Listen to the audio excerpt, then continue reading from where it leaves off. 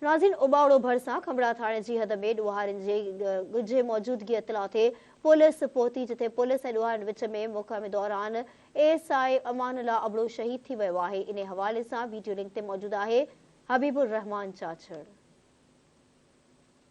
जी नाज़रीन, असां हिन वक़्त में जेको आहे त असां जेको उबावड़े जी अस्पताल में मौजूद आहियूं, जिथे जेको आहे ॾोहारियुनि ऐं पुलिस जे विच में जेको आहे मुक़ाबिलो थियो आहे।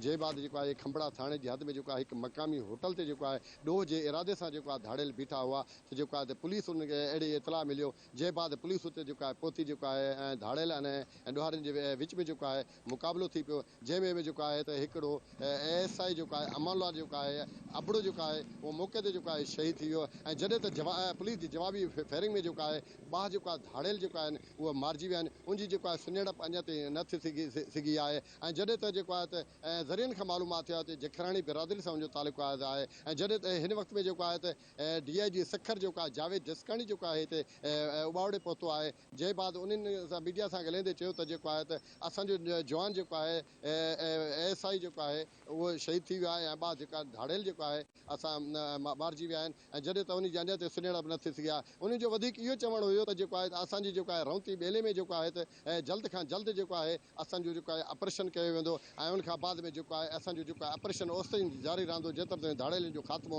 न थियो। ऐं जॾहिं त जेको आहे त पोइ इहो ॿुधाईंदो आहे ASI जो जेको आहे मड़ जेको आहे जेको आहे पोस्टमार्टम बाद जेको आहे लाश वारसनि हवाले कयो वियो आहे। ऐं जॾहिं त जेको आहे धाड़ियलनि जे जेका लाश जेको आहे हिन वक़्त में जेको आहे त उबावड़े में पयल आहिनि।